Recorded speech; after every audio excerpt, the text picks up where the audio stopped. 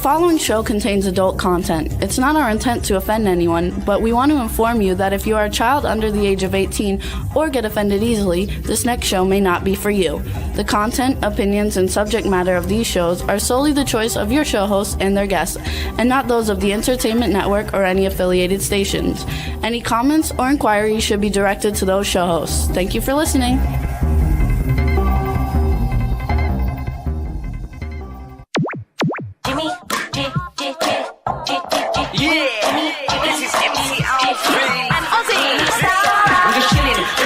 Sitting down and designing, why every man never thinking, what are we gonna be wearing? Yo, I'm a Liverpool MC, you can't test me, big up the girls inside the party, let's get down to crazy Jimmy, big up myself and known as Alfie, the one and only, the Turkish MC, always love the clothes of Jimmy, bitch, I'm your wanna be, Jimmy Star, new celebrity, we'll take you out to Jimmy Stars. Hey ho, what's up everybody? Welcome to the Jimmy Star Show with Ron Russell, bringing you the good times in music, fashion, pop culture, and entertainment. There's Astro and Ron Russell joining us for the show. Astro always has to make his little appearance. Joining you for the show. It is my show. Well, not him though. It's not his show. That's right. So we want to say hi to our cool, outrageous man about town, Ron Russell. Since when did I become the cool, outrageous man about town? You've always been the cool outrageous. That's been your title since you've been on the show for 13 years. Yeah, well, I never really paid attention. Like now, I said it every single time. Yeah, you know what? When you do a show, you don't listen. You automatically, like mechanical. You know, you go on and you do your thing and then go off. You really don't hear what other people are saying. You're busy thinking about what you're going to say. So what's up, chat room? We got a few people starting to come in. Thank you. B. Claudius says great hair. B. Claudius in the chat room from Germany, you guys. Lady Lake Music's in Florida. They say hi, Jimmy and Ron. Hi, Astro. You look super great. Great haircut. That's his, if you weren't here last week, that's his General Milan for Clown Motel 3 haircut, you guys, which you can still go to Indiegogo and plug in Clown Motel 3 because they're still raising funds for the film. So you can join the team and it should be good. Stefan Bell just joined us. Hey, Stefan, how you doing? Say hi to Tina. I'm the only one in the movie that's authentic, and I do it right. Soldiers do not have mustache, beard, or long hair. You can't. You go in the military, they cut your hair off, you got to shave your face. But in Clown Motel 3, they have beards and long hair. They look like hippies. Oh, we don't know that yet, though. Clown Motel 2, they did. They did in Clown Motel 2. So I'm going to put my 2 cents in Clown Motel 3 and say, listen, boys, you got to shave and cut your hair short if you're going to play my soldiers. Because I can't have soldiers that look like slobs, because that's just not the military. And you, the viewer, know that. So I have to set an example. So my hair is cut military because, you know, I wet it and comb it back. It just looks short. And I am military, you know, I'm the part. But then again, I'm an old actor, and actors from my day believed in authenticity. Today, it's, you know, you the audience, just imagine it. Imagine that I have a general hat on or something. And it's ridiculous because that's not what movie making is. We do the imagination for you. You don't use your imagination. You don't have to. So that's my speech for the day. If you're going to be an actor, play the part, research the part. If it takes place in 1950, 1930, look the part. You cannot wear today's clothes in 1928. It just doesn't look well. Absolutely. And it's up to wardrobe, you know, budget. A lot of times they say, oh, the budget is so low we can't afford to get vintage clothes. Well, you know what? Then you got to change the movie. You know, work on it. You know, you may have things at home that look vintage. There are ways of dressing to look vintage. Or get a collar, for example. Instead of having it like that, pinch it. Put a pin in there, safety pin, and a tie. And then you're 1929. Because in 1929, the shirts had the bar that went in it, that held the collars together. And ladies, there are ways of rolling up a skirt to look like a Charleston skirt, or shoes that look like a Queen Anne shoe. There are so many things that we have at home that we can improvise on the set to look the era. Absolutely. And we have a lot of cool, fun movie stuff coming up, you guys. We're working on Ron's film, The Cursed Gift of Magic. keeping the Coming title along out really there. well. We're getting some big stars in that movie Wow. who are interested. They love the script. We've got people reading the script. So I'm happy. Even if they never come into the film, I'm happy that they said, oh, we love this script. It's what do they call it? Adorable, funny, delightful, entertaining, amusing, all these wonderful words. So I'm happy that these big shots, I mean, like, Paul Sorvino, who we lost, who has passed away. Paul was supposed to play the head of the mafia, and he loved the part. And he said to his wife, that she told me, that Paul said that the script was just fabulous, funny, loaded with laughs. So that's good. I'm happy. Now we just have to get the money to make the damn thing. Which is a difficulty for everything, but we've got several Well, films. it's not $150,000 film. I'm not allowed to tell you how much it is, but like the Three Little Bears, And all the films that we're working on are a little bit higher budget than some of the other films that we've done. We got another movie, Dog Moon. I have a phone call after this with an A-list horror director to direct it, so that's exciting for us. We're also working on a film with Cindy Ladylake and Jennifer James called Saving Paradise, and we're going to be releasing information on that soon. And so we got a lot of really fun things going on. Plus Zombie with a Shotgun 2, and we've got Clown Motel 3, and we've got O Negative, and we have Red River. So we have several You see, films. I could go Indiegogo with my movie, but I wouldn't be able to give you the movie that I can give you with a higher budget. And this movie is a real movie. It's not a stupid movie where it doesn't have a story or a dialogue and people just go around chopping and killing. It's not a chop. It is, but it's not a chop movie. It's a story. It's a thriller. It's interesting. You want more than just to see a head roll off and laugh like some idiot because somebody's head rolled off. It's a film of quality. It's a feature film. It'll go to movie theaters and then to one of the Netflix things, whatever they are. Yes, so it should be a lot of fun, you guys. Things are moving forward. We're also possibly going to be going to Florida for a little trip coming up. I need a vacation. And I need to get away from California. I need to get away from the business. I need to get away from everything. I wish I'd get away from Jimmy for a while.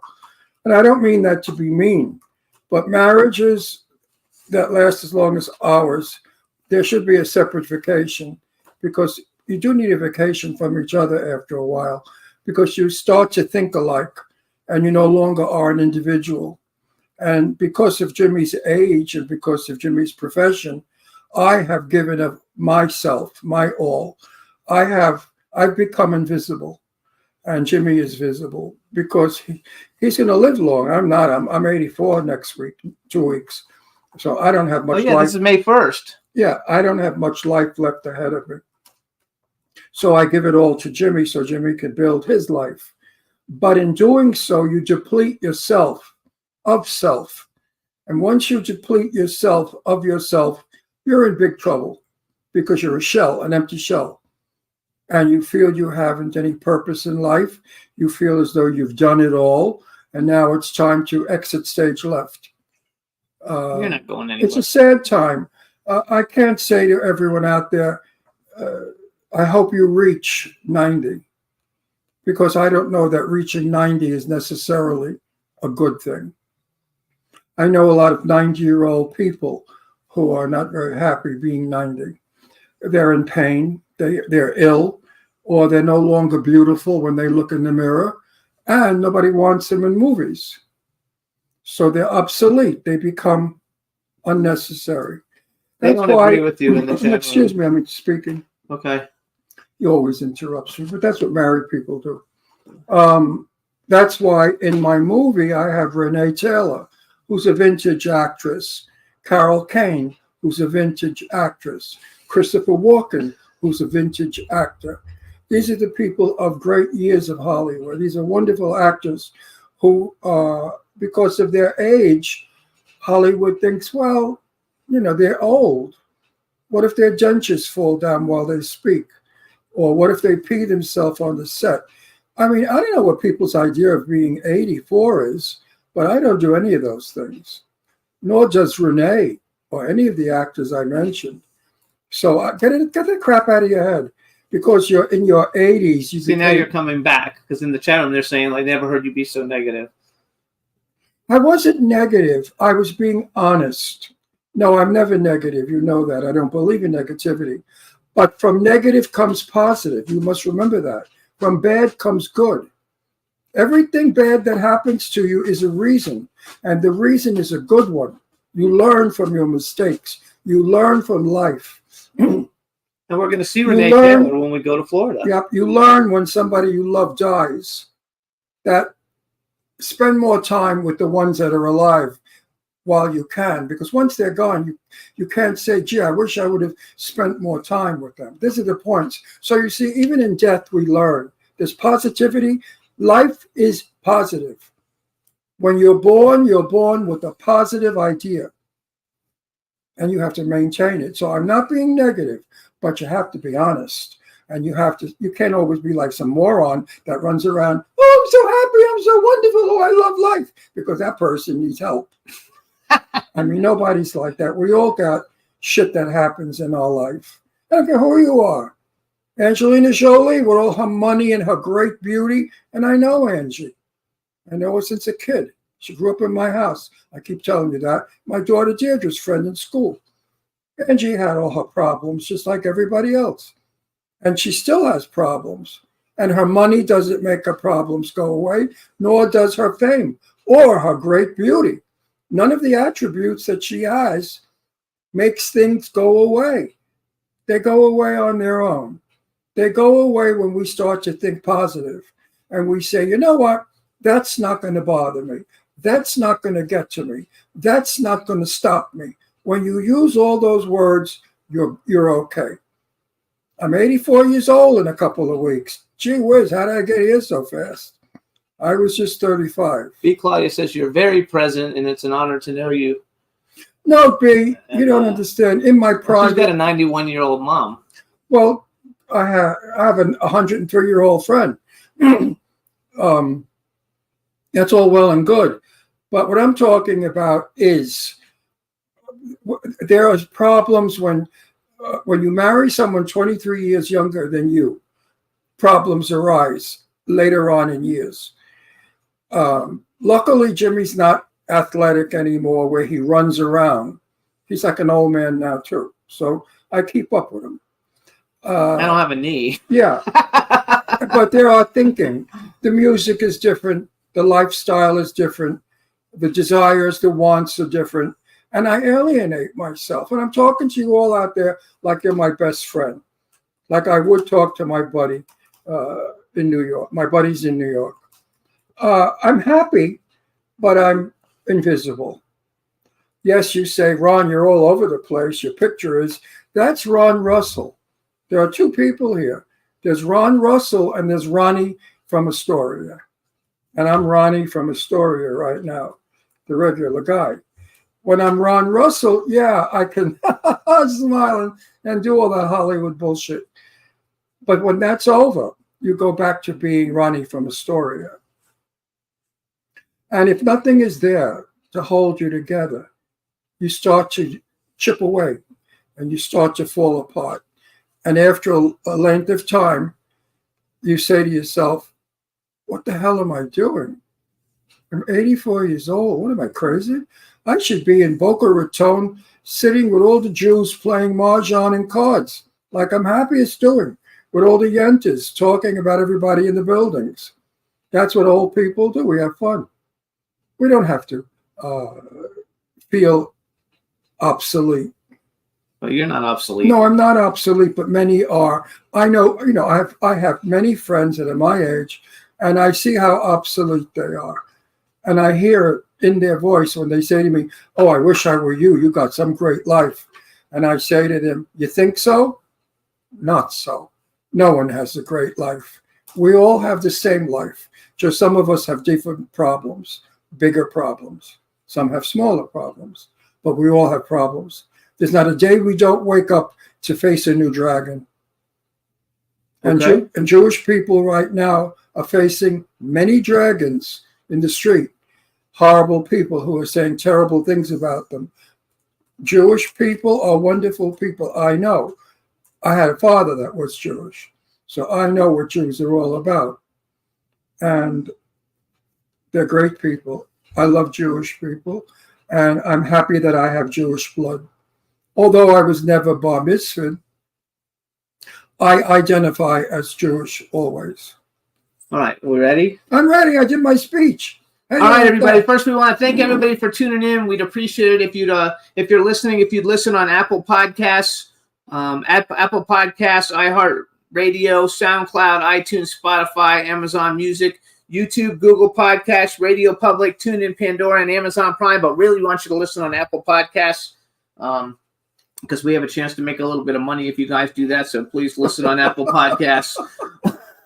Little bit of money, not even enough for lunch. But that's okay. We'll take it. And again, we want to say hi to everybody in the chat room. We're going to bring on our first guest. Her name is Karen Eileen Gordon. Let's bring her on and see if we can hear her. Tessie when she says hello. Hello. First question, are you related to Flash Gordon? Yes. Flash Gordon is my 18th cousin, 12 times removed. Good, because that's my idol and my hero all my life was Flash Gordon.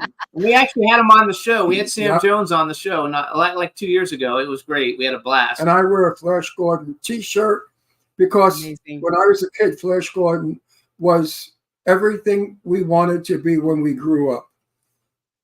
Now, question. Oh, no, we didn't introduce it. Wait, we didn't introduce it. You just said. No.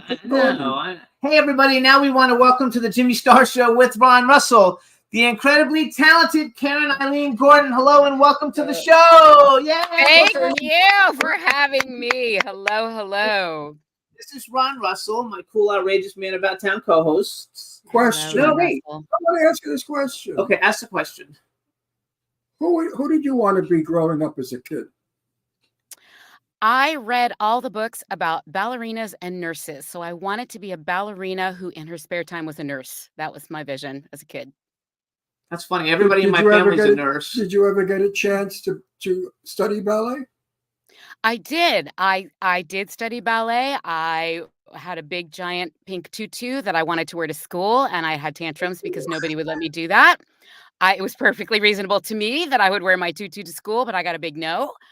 And the nursing, let me think about that. I did an internship in college where I thought maybe I was going to go to medical school. I did an internship with a gynecologist. And an obstetrician gynecologist. And the first day of the internship, they covered me in those paper clothes and took me into the operating room, and I watched 2 babies being born, and I almost passed out. I almost passed out or barfed, depending. It was unbelievable. Day one. So yes, I got to do both. My daughter Deirdre studied to be a what's a holistic doctor. Holistic medicine, and she was going to be a holistic doctor. And one day they had a cadaver on the table, and they were going to dissect this 80-year-old woman. And my daughter walked in and looked at it and thought it was my mother, looked like grandma, and passed out, went right down on the ground, and she never went back. She never went back. She never went back to school Poor again. thing.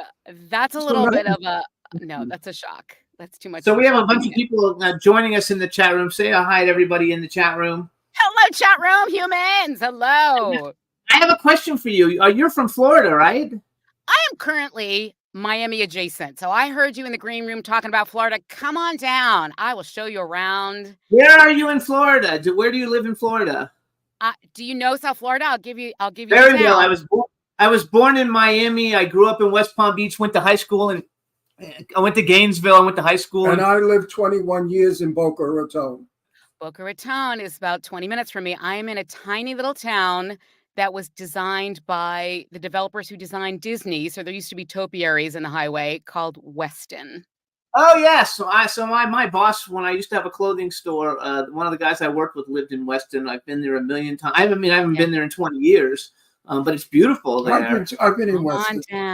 Come on down. Here's how I knew you were from Florida. So I was looking at all your credits on IMDb, and when I lived in Florida, I was a clothing designer, but I was an extra in every single thing that was ever shot there. So I did 7 episodes of The Glades, and I did about 20 episodes of that movie with that TV show. By the way, hang on, wait, about wait, the wait, spy. Wait, wait, I'm wait, talking. Wait, just a second. I have to interrupt you. Who was an extra?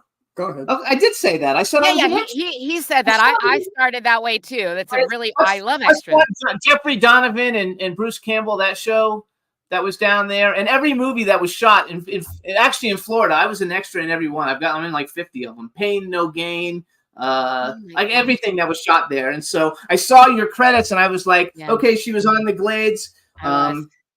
And so I know she's from Florida because you had a bunch of other things that you did from Florida. I did, and the hilarious thing is I moved to LA. So I was in LA for a decade, but every big juicy thing that I booked, almost every big juicy thing had me coming back home to Florida. So that was kind of amazing. So you like? So is it working okay for Florida? Because we're probably going to move back to Florida. We hate it here in California. No.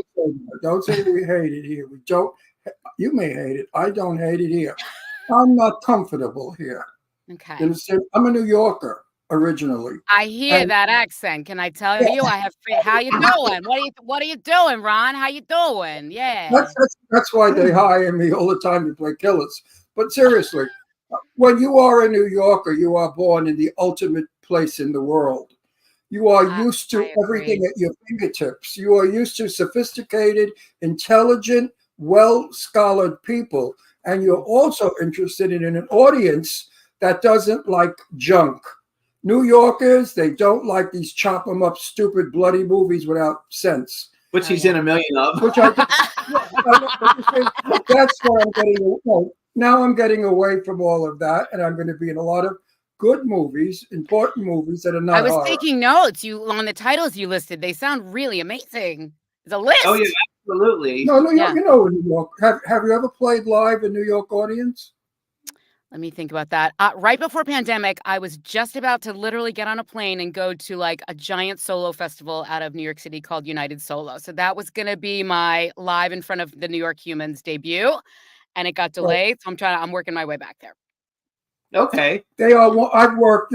I did stand-up comedy for 45 years, and I've worked all over.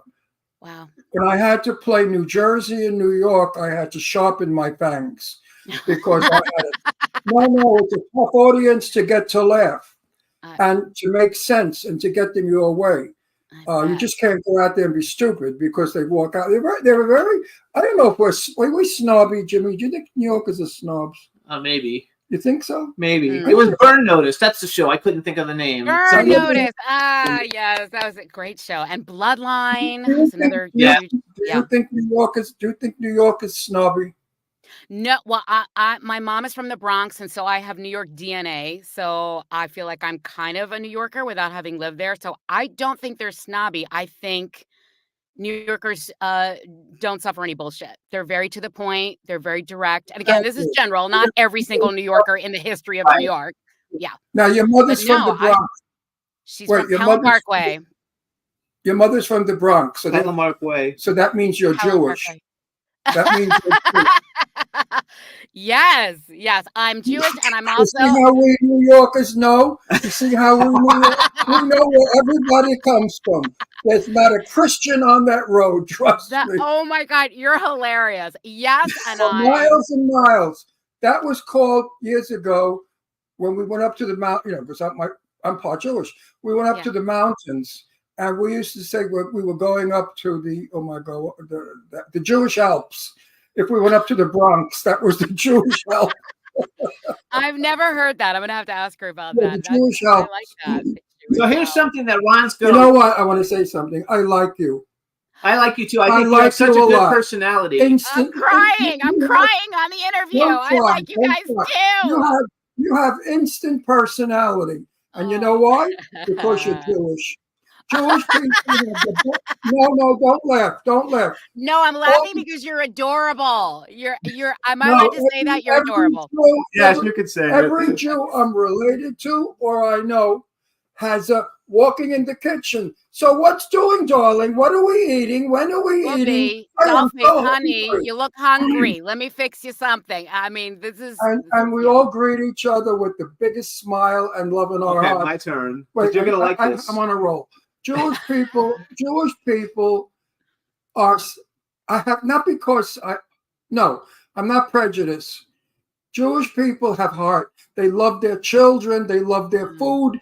They love their Very friends. similar to Italian. He's They, Italian. they and Jewish. open their home to Yeah. you. You come in, darling. What can I get you? You need, you want? What's doing? It's a wonderful culture. And these people now who are hurting Jewish people are absolutely the criminals of the planet. They are criminal to do this. Okay, so Enough. here's what I want to say that he's going to like. What am I going to like? First of all, one of the You're films. giving me $1 million. No. First thing I'm going to say is too. The other thing I was in a bunch, and I was an extra every day, and you were one of the main characters in it. Was Bachelor Party 2: The Last Temptation. You were on set? Are you kidding me? I was on set every day, and I got in trouble because I didn't know you couldn't because I'm always around celebrities my whole life. Yeah. I was just walking up and hanging out with Harlan Williams and all these people, and they were like coming after me and screaming at me, "You're an extra, you can't be here." And I was like, "Fuck it, they're okay with it." So I would always get in trouble. But I was on that set every day. I was an extra every day on I'm that so film. sorry I didn't know you then. We would have hung But out. I didn't know That's you amazing. because I like you. You're fun. But here's what he's gonna like. No, So- here's what I don't no, no. like, what What? you just said. What? Uh-oh, because- what happened?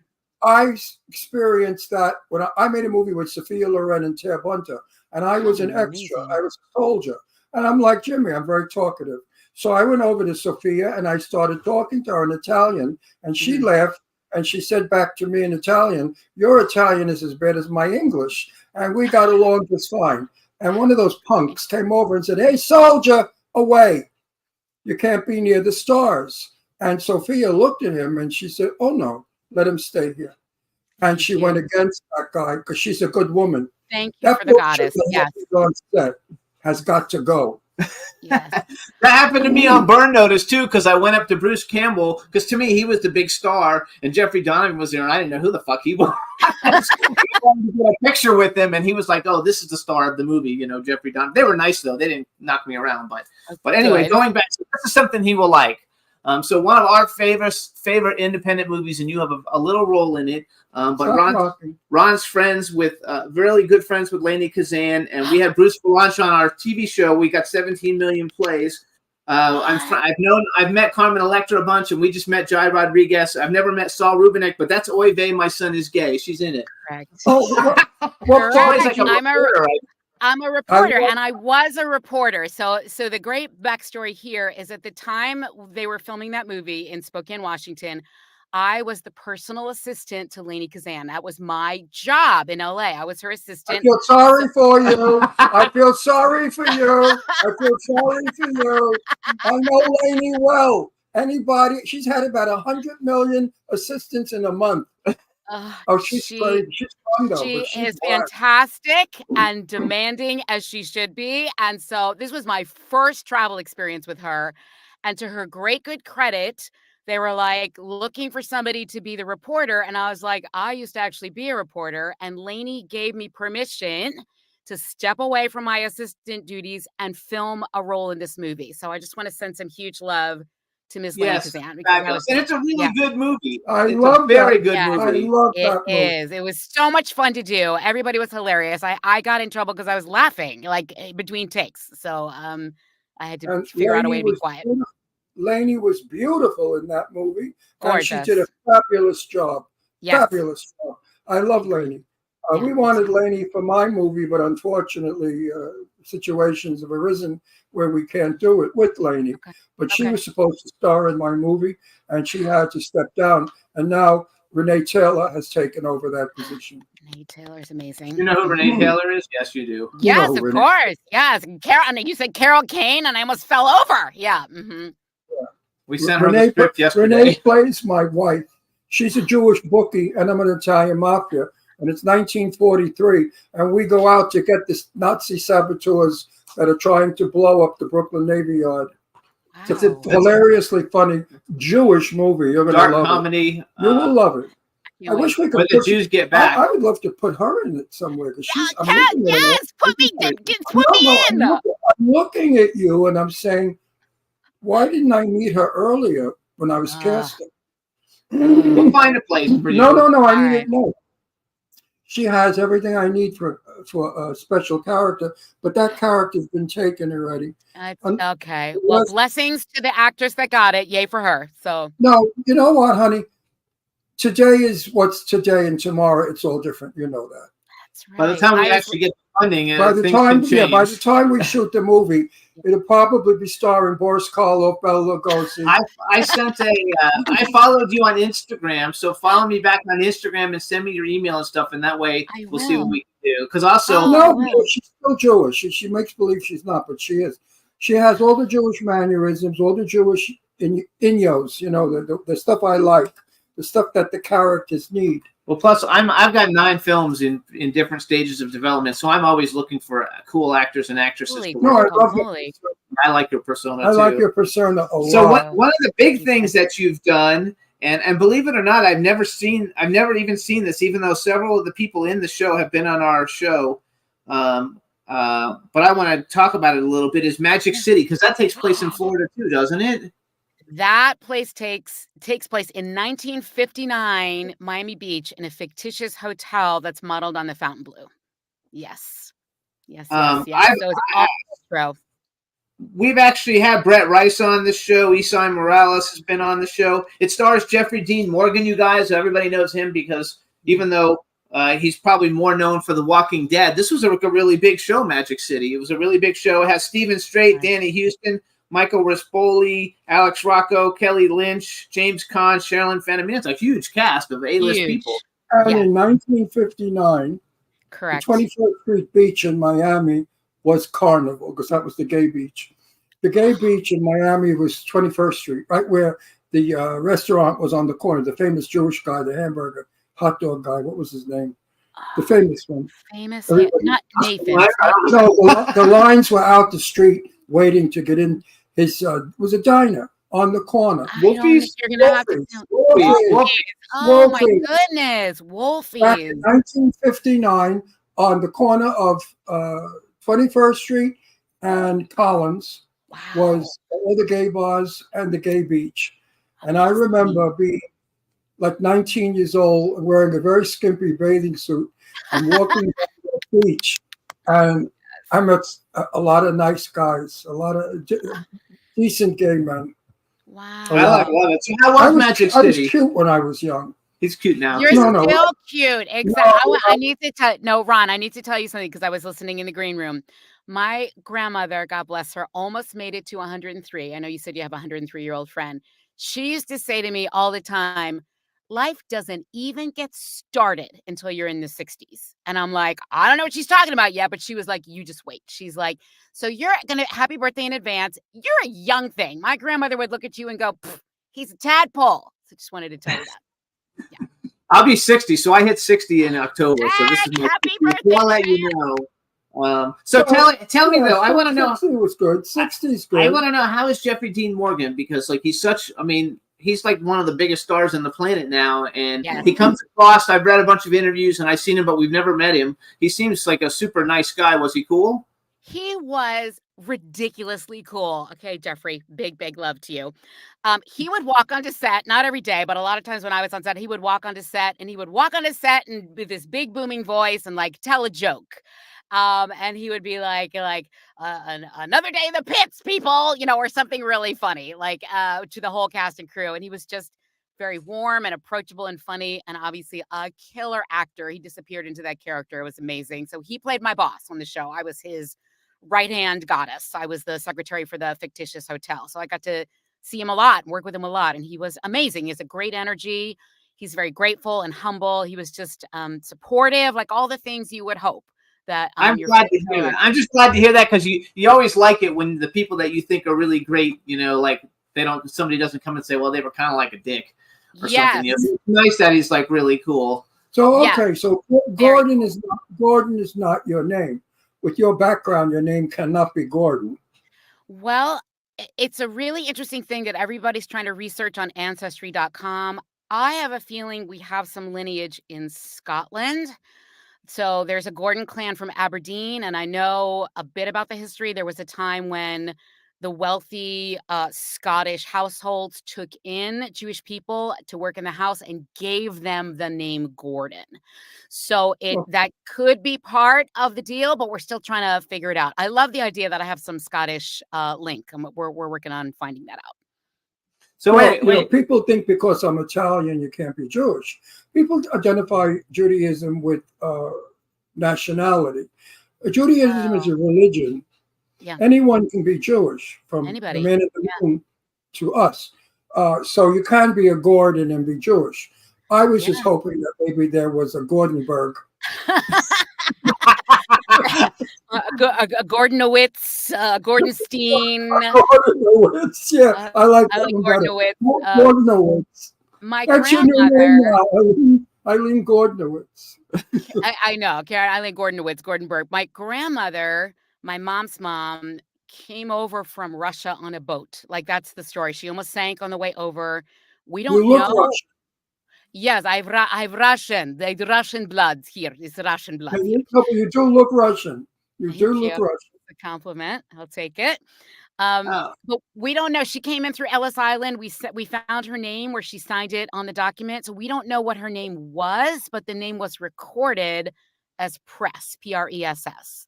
So that's in my lineage. But the Gordons go all the way back as Gordons, like as many generations as we have found so far. So we're still looking. You know who They all did you that, know who you don't necessarily remind me facially I know of who her, you're gonna but say. vocally a lot of it. Did you stand up comedy at all? I was listening when you were talking. I have done stand-up comedy. I was in the Belly Room on Sunset at the Laugh Factory. I was terrified, and it was awesome. I haven't done it in a long time. I have done it. It was really fun. But you know, vocally, you sound like the lady from The Marvelous Miss Maisel. Not Miss Maisel, but Alex. I think her name's Alex Bornstein. She was from Mad TV. I love Alex. But vocally, you sound so much like her. I was like, oh my gosh, she's just like, sounds like Alex Bornstein. And what a great comedian she is. You know, she's one of the One greatest thing I comedians. learned about doing stand-up, and I was never nervous. I did 350 people for dinner. Oh yeah, 2 shows, dinner show and drink show. And the 350 was a dinner show. Now you could go out there and be frightened. And I used to say to myself before I left the curtain, Ron, these people came to see you. They paid to see you. Right. Now you owe them something. And when I thought that, I went out there, I was never afraid because I invited myself on the stage. If you invite yourself to the stage, you'll never be afraid of the stage. But if you think of the stage as a scary place, it's not going to work. I'm writing that down. I'm going to invite myself to the stage from this moment You forward. are invited there because Eileen, people pay to see you. You know, that's worth something, right? Yes, I was very new though, and so I did not have my confidence. I the way don't that like you have. Karen. I like Eileen better. Yes, my grandma called me Eileen or Leanie. You look like an Eileen. You look like my friend Eileen Moskowitz. An old friend of mine from Brooklyn, Eileen Moskowitz. So wait a second. Okay, I want to go back. I want to go back for a minute to Magic City because there's 2 other people I want to hear about. So I'm a huge. This is going to sound stupid, but one of my favorite stupid movies is called The Covenant, and it stars Stephen Strait, and Stephen Strait was in Magic City, and I was an extra in it. Is Stephen Strait was he cool? That was a set I couldn't get to meet him. I actually met. It's going to sound ridiculous because everybody you're asking me, I'm like, yes, but Stephen Strait, hello, big love to Stephen Strait, so cool. He was he sort of embodied cool. Like when he was sitting in his chair between takes, I'd be looking at him and I'd be like, he's not acting, he's not doing a thing, and he just looks like the poster boy for cool. He was just he has that energy. He's like a James Dean or something for his generation. That's a very nice comparison in terms of the energy and stuff. I would agree with that. He was very a little quieter. Where Jeffrey Dean was a little more big and boisterous. Stephen was a little quieter, but just so cool and very. Okay, and then what about Danny Houston? Because Danny Houston, he had a great role on that Kevin Costner show, and he's been in a bunch of cool stuff too. Do you remember? Amazing. He's such a good actor. Incredible actor, and what a lineage. His whole family. Wow. Okay. Tell me. Here we go to the Yenta session. Bring it on. Okay. You know what she said. Who's the person in your life, he or she?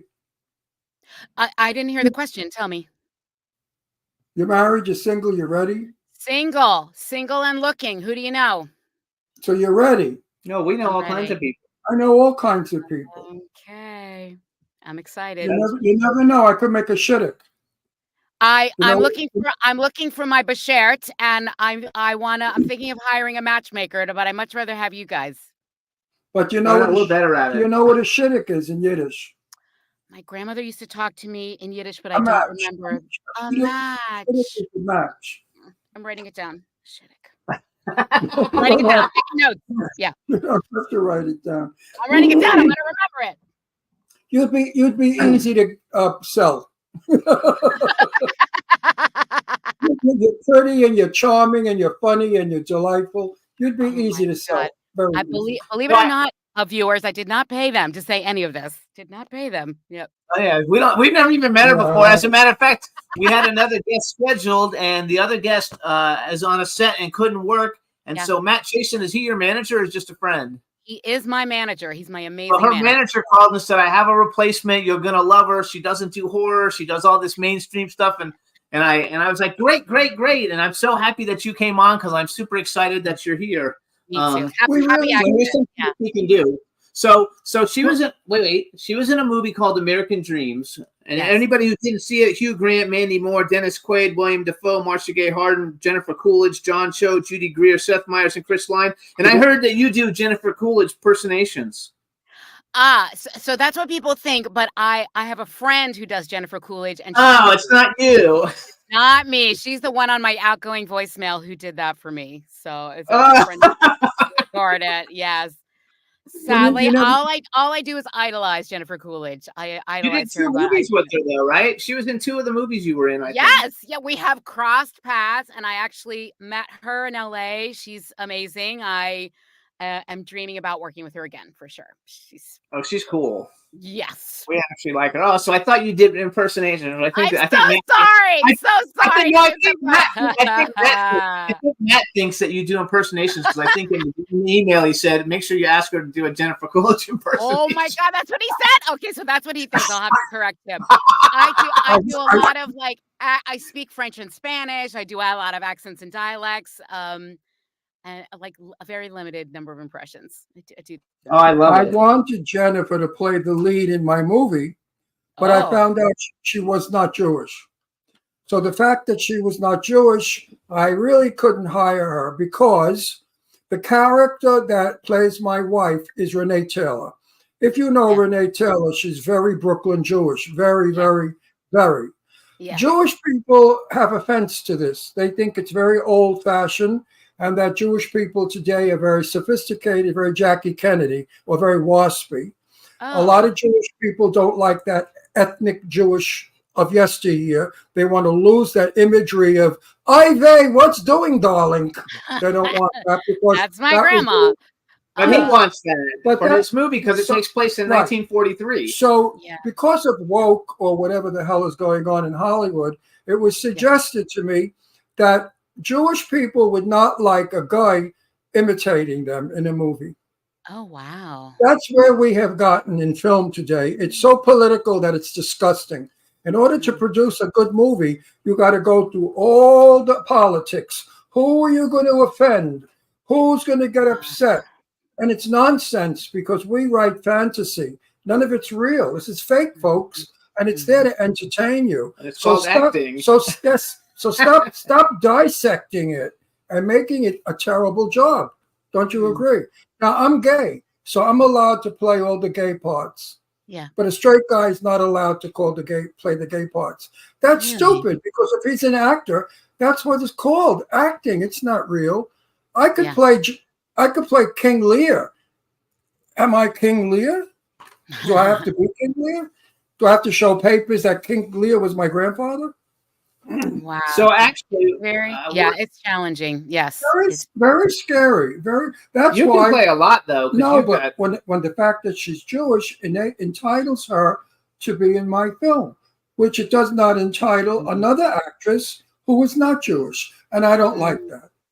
I don't think that's fair. The best person gets the part.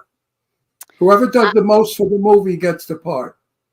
It's so interesting as an actor, as you already know. Like, I'm in the voiceover world as well, and I had a conversation with a very lovely high level casting human in Los Angeles who said that in the voiceover world, at least in her experience, now the trend is if you have a certain ethnicity in your lineage, they want you to submit. So, like, because I have Russian in my lineage, even though I don't speak Russian, they would feel okay with me doing a Russian accent to submit for a voiceover project. And I'm like, I find that so fascinating. And the flip side of that is, are there Russian actors or fill in the blank actors who haven't gotten the spotlight because they didn't have the visibility?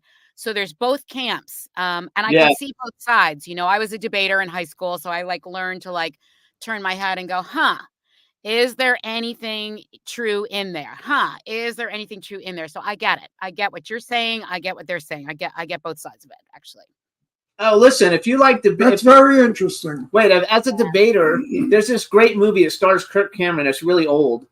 Okay. Kirk Cameron and Jamie Gertz, but I saw it. It was on Tubi last night called Listen to Me. You should watch it. It's a great, great, great movie. I love it. I've seen it 50 times. And we had the lady who does Bart Simpson and the lady who was Jim from Jim and the Holograms on the show as voiceover people. Yes, why am I blanking on their names? I know them. Mona somebody is Bart Simpson, I think. And Samantha Newark was Jim in the Holograms. Okay, I can see their faces. And, you guys so have had I think some cool guests. How long have you been doing this?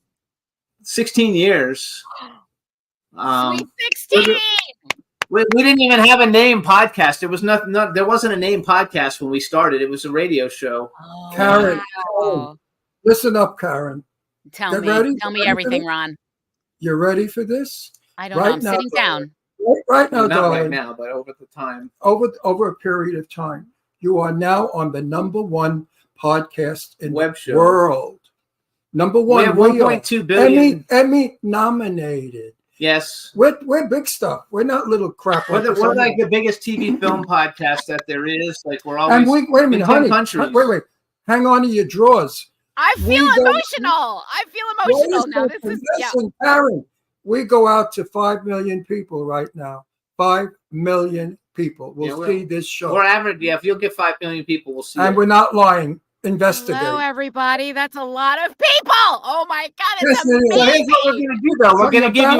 You're bound to get work. We're gonna give you some exposure because I took your drama demo reel off of YouTube. You're And we're adorable. gonna play it for everybody to see some of your drama. Even now, I should have found a comedy one because I think you're more fun than you are drama. But people will get an idea of what you've done. So you announce it, and then Juan's gonna play it. It's the one that says Juan. It's the one that says Karen Eileen Gordon drama reel. Play it after she introduces it. Introduce it for us, and then you hang on until we come back. Wow, I had no idea this was happening, by the way. This is my drama wheel. I do have some comedy clips. I just put them up on IMDb, but you're right. It's all drama on YouTube. So this is a short reel with some of the stuff we've talked about, Magic City, The Glades, a show that I loved on Fox called Terminator, the Sarah Connor Chronicles, like based on the Terminator movies. So it's little snippets from all of those shows, and you'll see people you recognize, and it's some of my favorite stuff. So thank you for playing it. Goodness, gravy. Take it away, Juan. Christ. Does V know? You want to tell her? There is a tin lining. I only have seconds to live. They're sending Joan. Great. Joan who? Kennedy. Teddy's new wife. Very cute, very blonde, very shiksa. It's not Jackie, goddammit. Danny Kaye wants Ike to install a full Chinese kitchen when he plays the Triton. Mashugana. Great. Is he inside? Meeting downtown. Damn it. He promised he'd talk to Dave Powers, Jack Kennedy's guy. He's in Atlantis right now. It's unbelievable. Sorry, hon. Anything I can do? No, it's okay. I'll handle it. Thanks. Kevin's office. Did you do any preparation for that possibility? Excuse me? Did you ask your witness to answer the question? Yes, I served him a beverage. Wine. I believe. I was trying to be polite. Was it polite to secretly record a private conversation? John, come in. Riley's upstairs. He's crazy. What? I said, he's crazy. You're all crazy.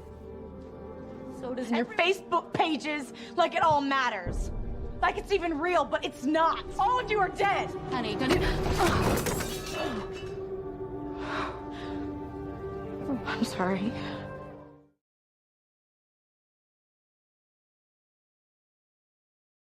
Yay! It's J. Oh, I have to tell you. Wait, you are such a metamorphosis. Yeah. You just change faces and personality. I've never seen an actress do it like that. I'm mean, very no. honored. I'm a chameleon. I that's one of the things I love You're about being an you're actor. better than Meryl Streep. Make me cry. Meryl changes faces, but nobody like you. I didn't know that was you. He's like, when he's asking me, when are we going to see her? I'm like, that's her. I cannot. It's my favorite thing is when Catchphrase. somebody sees my work and they're like, "Well, I didn't see you," and I'm like, "Oh, that means I did my job because you don't Oh my recognize." God, you're terrific. You really are Thank a you. master of disguise. Thank you. Master of That's disguise. You're good. very high praise. Thank you. Yeah, Jimmy, we have to work with her. I want to work with her. I want to work I'm with going her, to put in for you. And not in a stupid horror movie either. I don't do them anymore.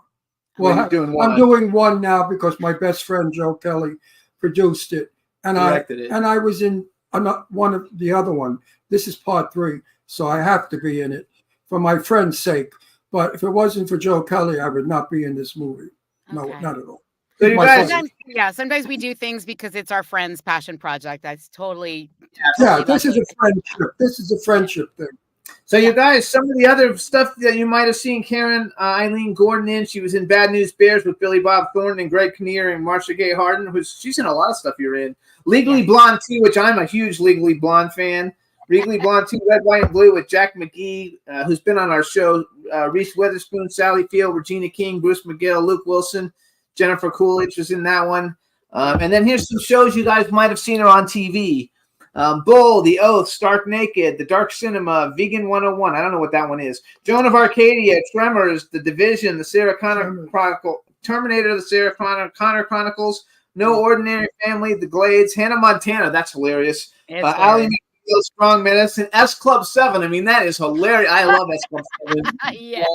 And she was also in a movie called The Perfect Husband, the Lacey Peterson story. And we've had Sarah Joy Brown on the show, and we know Dean Cain. So like some impressive, and she has a bunch of other stuff she was in. I just didn't put it on there because I just picked out the things I liked. It's your show. You get to pick what you want. Yes. Yes. Sooner or later, everybody comes on our show. You know, they all Sounds like vain. it. I'm honored. I'm so glad my ticket came up. I'm so glad. Oh, no, honey, you're an invited guest. Oh no, you are definitely. Now that I know who you are, now You you're are- more invited. You I are- really like you. You are an invited guest. There's no question about it.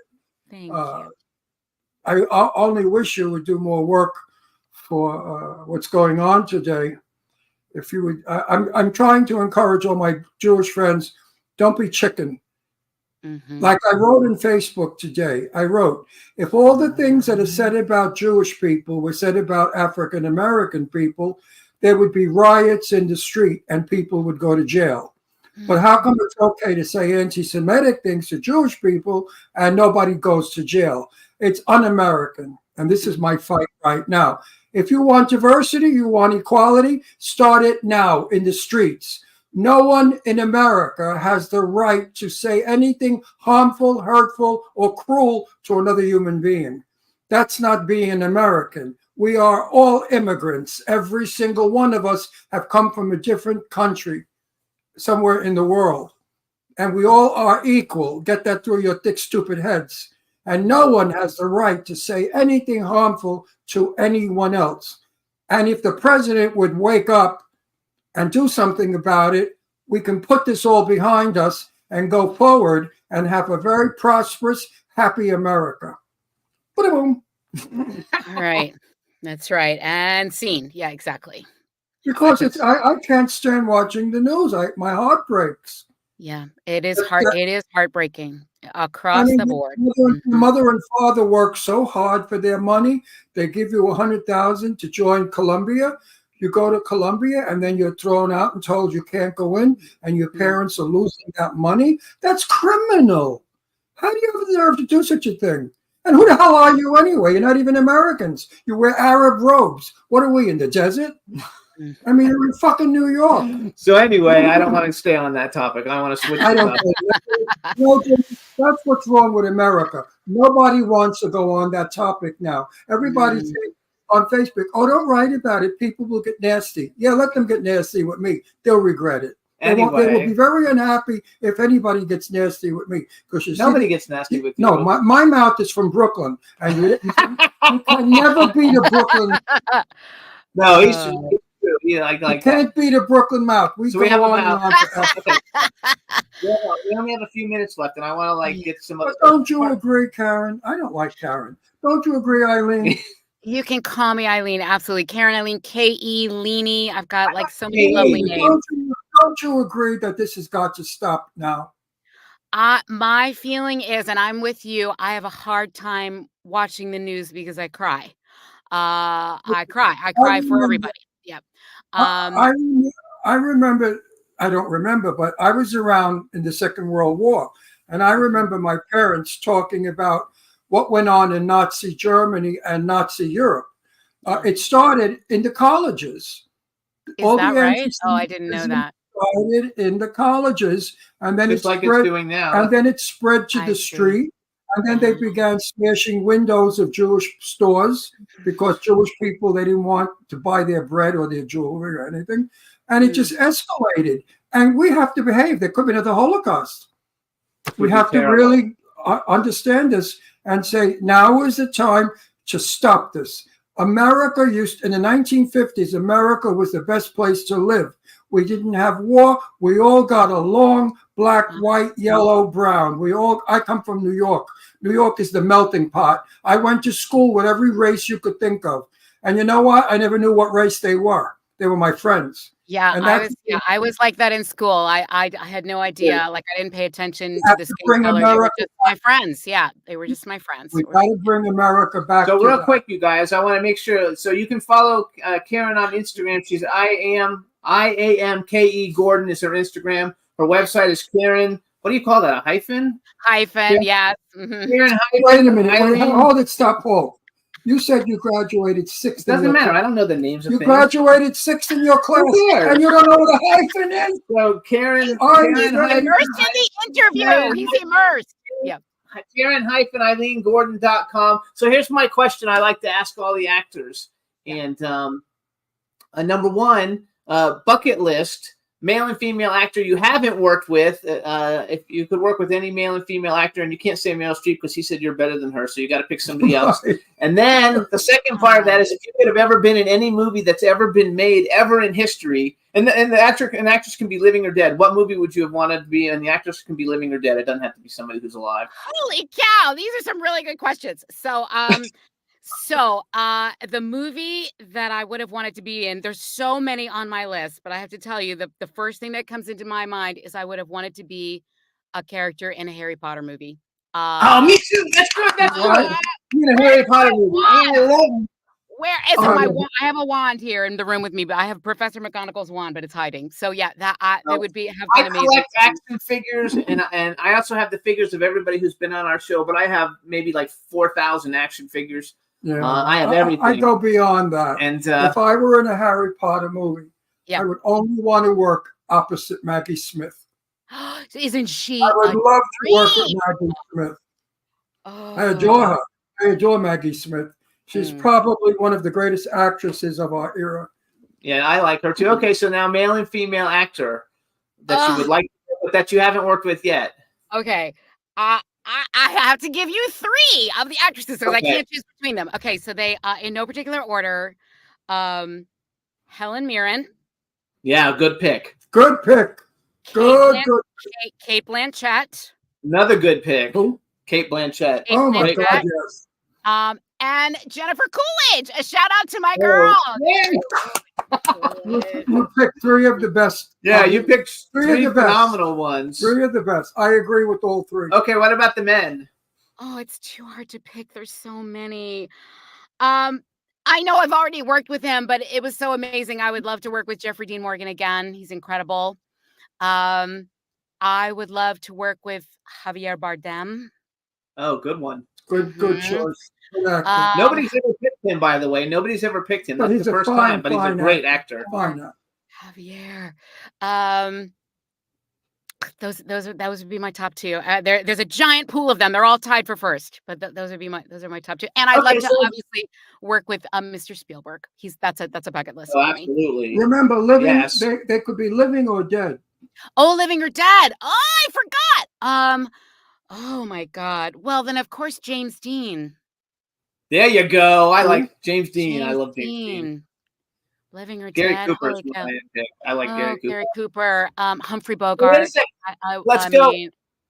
Let's go one more. You know something? James Dean would have been very difficult to act with because James Dean ate up the scenery, and we know that. He was the powerhouse. Yeah. He was so big on the screen that there was room for no one else. So playing with James Dean would not necessarily be a very good, career move. I understand. I like Cary Grant too. But I still would have wanted the experience. I would have wanted. Absolutely, Yeah. I agree. So what about this then? Let's say you're going to be. I would only like to play the Cary Grant life story, and I would like to play Randolph Scott, who was his lover for 10 years. Wow. Lover for 10 years. That would mean that I'd have to make out with Cary Grant on the screen. You poor thing. I'm so sorry. So if you were going to make a movie and they said, okay, and you're the star because you're like the biggest star on the planet, and they said, who do you want to play your love interest? Who do you pick? You're gonna need to give me a minute for that one. I'm gonna get back. I'll post that in the comments. I'm gonna marinate on that one. I've never asked that one before too, but something about you just made me think like we should ask. I adore you. I'm gonna feast on that idea for a couple of days. I will post it. I will post it. That's gorgeous. You know who you remind me of? You remind me of Meg Tillis. That's who it is. Meg Tilly. Meg Tilly. Meg Tilly. Yeah, the comedian. Oh. Meg Tilly, is it? She's not a comedian. They're two sisters. Meg Tiller has a sister. Okay. But I'm talking about Meg Tiller, the one with the big jugs. The one from she's got huge tits. The one from Chucky. Meg Tiller. Tillis, you know. It's Tilly, Meg Tilly. Meg Tilly. Meg Tilly. You remind me of Meg Tilly. She's in Chucky. You know who Meg Tilly is? She was also She's been around for a while. A long time. I have to look her up. All right. Oh my God! You sound like her. She was in The Big Chill, but you might not even be old enough for when that movie came out. This is the one you're talking about, right? No, I'm talking about the. No, there's somebody else. He's thinking of somebody else, but I don't know the comedian you're referencing. I'll have to look it up. Her name is Meg Tillis. Meg Tillis. Okay. I don't know who that is. T-I-L-L-I-S. Big love. I'm gonna look you up right now. She talks just like you do. Speaks exactly like you. I think it's Meg Tilly. No, she has a sister. She does have Jennifer Tilly. Jennifer and Meg Tilly. Tilly. Yeah, Meg Tilly. That was her. That was her. Yeah, that's her now. Well, that didn't look. Okay. Anyway, it's a good one. She was in The Big Chill, and she's in Chucky. And it's a compliment because she's one of my. Meg and Jennifer Tilly. We're getting help in the chat. Meg and Jennifer Tilly. That's actually our next guest, Thank James. You, Meg and Jennifer Tilly. James, thank you for helping. James, we're bringing you on in 1 second. How cool! That's so much fun. So much fun. Yeah. You are a treat, my dear, and a great surprise because we didn't know what we were getting. It was a mystery box today. You had no idea. I'm so happy that you came in, though. I want to thank Michael Colombe, who was our originally scheduled guest. Who he'll be coming back. Hey, Michael. He'll be coming back, and we want to thank Matt Chasen, who's a really good friend of mine, for recommending you and filling in with you. Good taste. Please send me your info on Instagram, and we'll definitely stay in touch. for some stuff. I will. What you're a fabulous. Wait a pleasure. minute. And if you think we're full of baloney about this, listen up. Years and years and years ago, Eileen Shapiro came on our show as a guest. I Okay. fell madly in love with her. We became friends, and today she's Jimmy's partner in their PR firm.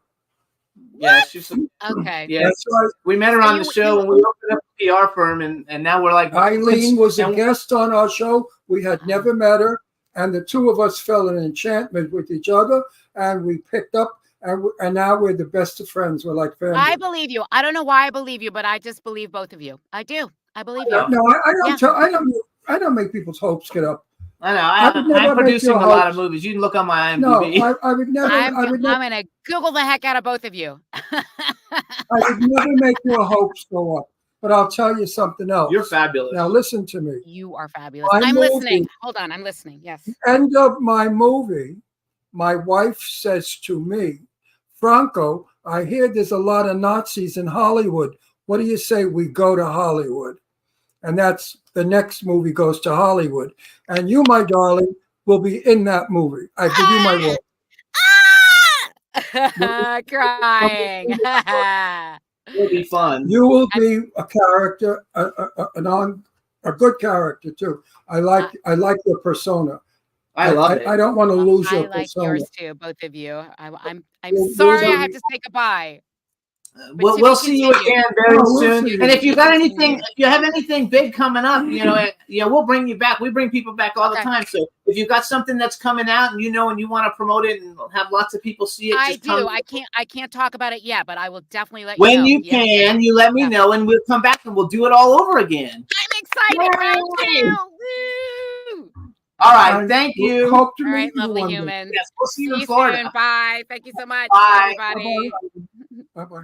What a great guest. Yeah, she's terrific. Fabulous. She's got some personality. I asked her. Absolutely. All right, you guys. So we're gonna take a 1 minute, Astro 2 minute music break real quick. Let's play Baker Grace's Painkiller 1, and then we're gonna come back with James Dumont, everybody who's in the green room. Come a little closer. Don't be shy. If you're over being sober, I got something you might like. Come on, let your guard down. Every step you didn't take, 'cause that's you where you are now. Let me make it worth the wait.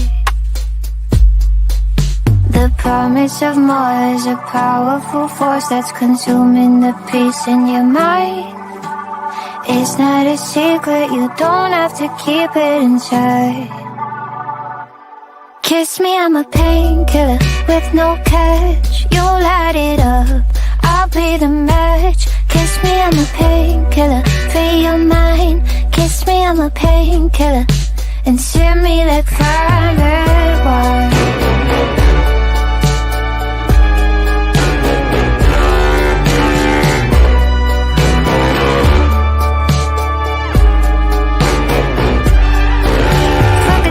It can make you feel I'm the only thing you know is real. You stay climbing when there ain't no top. Can't come down when the clothes are off. All the limos and lights leading to lonely nights. In the mornings you're fading gray. It's not a secret, you don't have to hide it away. Come a little closer. Come a little closer.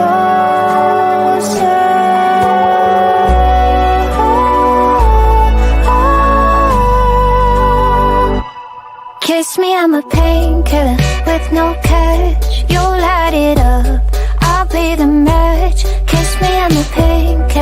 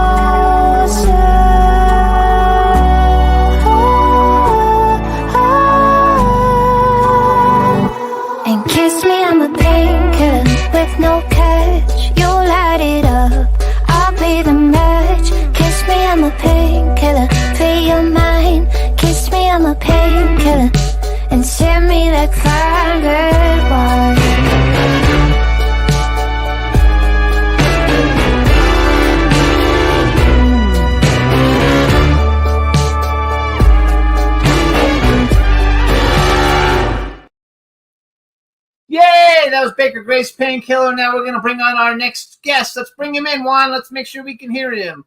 What's going on, everybody? Hey, James, how you doing? I'm well, thank you. Cool. All right, let me do an introduction then. Everybody, now we want to welcome to the Jimmy Star Show with Ron Russell, actor extraordinaire, and actually producer, actor, self-tape specialist, it says on here. James Dumont, hello and welcome to the show. Thank you. Glad to be here. Let me introduce you to my cool, outrageous man about town co-host, Ron Russell, and this is one of our dogs, Astro. Hi, What's Jimmy. up, Russell? What's up? What's up, Ron? What's up, Astro? Of course, is it okay to call you Jimmy? Jimmy's great. That's all my old school growing up friends call me Jimmy.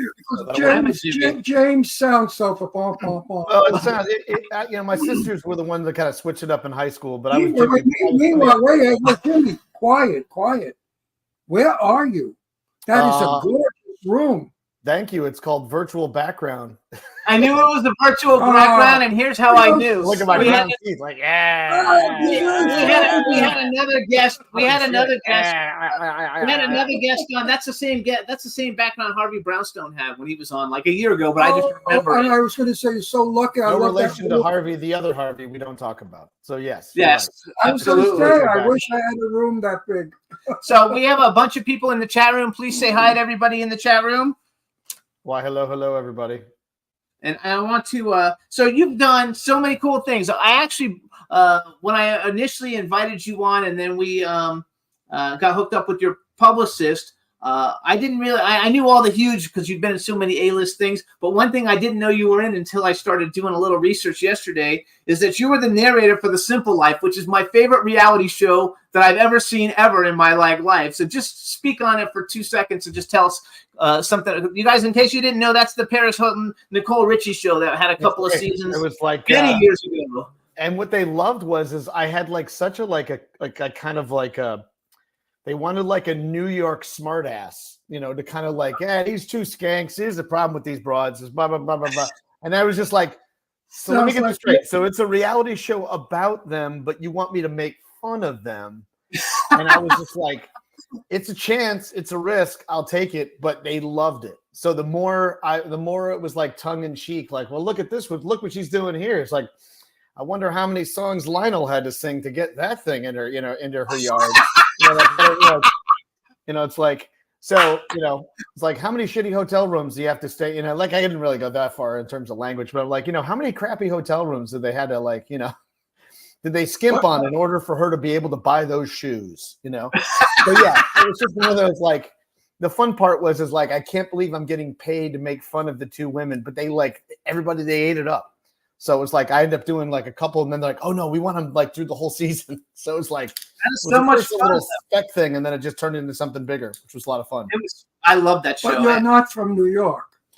My family is. I'm from Chicago and New York. So my great uncle was Alan B. Dumont, who started the Dumont Television Network, which I think is before your time. You're kidding. Not before his time. So the Cavalcade of Stars, the Show of Shows, a little thing called the Jackie Gleason Show with this little sketch about some bus driver named Ralph Cramden and his friend, Norton. Dumont was Channel 5 in New York. That's correct. Oh, you're okay. You're older than you look. Network. Oh, I know Dumont well. He'll be 84 this month. That's my mom's age. So you and my mom are the same age. I probably dated her. Maybe. He was in Chicago mostly, so you're probably not. Wait, you could be my DNA. Wait, you're my son. It could happen. So I grew up in New York and Chicago, both places, growing up. Well, that's a hell of a family tree. Dumont TV. Wow, because I love Dumont TV. You know why? They had Pat Michael's Magic Cottage on Dumont, and I love that show. I used to watch it every afternoon. Yeah, remember Captain Video, Show of Shows, I love Captain Video. Oh my God, you're killing me. Yeah, Captain Video, I loved him. And Ellery Queen was the other one, like that they did the Ellery Queen, like a radio play into television.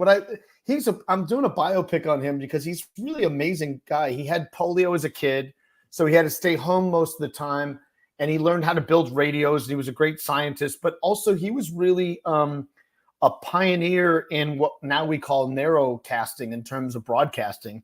is like he would the first African American woman who had her own cooking show was on the Dumont television network. So way And before also, anybody. the greatest show they ever put on Dumont Afternoon Kids was the 1934 Buster Crabbe Flash Gordon series. That's his favorite. Every day I glued myself to that TV to see what happened to Flash and Dr. Zarkov and Flash Ming, Gordon is Emperor his Ming, favorite. and Emperor Ming. We had Sam Jones on the show. We didn't get the, we can't have Yeah, but Buster you know Crabbe what? because he's not alive. I'm not lying to you. I probably was one of the biggest Dumont fans of all time. That was my network. Wow. Channel love that. 5. Channel 5. Dumont, I lived with it. I Yeah. watched every single thing. Dumont Television was probably one of the best networks that we had. We only had 2, 4, 7, 5, 11, and that was it in New York City. Yep. And Dumont, you had Jackie Gleason, Dumont. Yeah, we did because the Jackie Gleason show they were doing sketches, and one of them was about a bartender, and then another one he did was this this bus driver called Ralph Cramden, which became the Honeymooners. So, and then of course like then CBS started coming, and Bill Paley was like, "Yeah, why don't you come over here? Join us." No, Dumont was quite a network. Yeah, so that's my lineage. That's where I come from. I'm so happy to know you because you made me happy. You Good. brought back some beautiful memories. But the best was Flash Gordon serial, and I couldn't wait till the next day. I ran home from school and ran in front. What's Flash doing now? Because I really think I'm neurotic and insane, and I thought I really think I'm I Flash would Gordon. expect nothing less. Yeah. Being in the business for 64 I was years. about to say, being in the business all the time, you better be both. Otherwise, So, you can't stick I around. really do think I'm Flash Gordon. So I'm going to do some bragging, you guys, for James. Before we talk about any of his movies, here's some of the TV shows, and I picked out just the ones that everybody will know, which there's a fucking zillion of them. But so here's some of the stuff you will have seen James Dumont on television.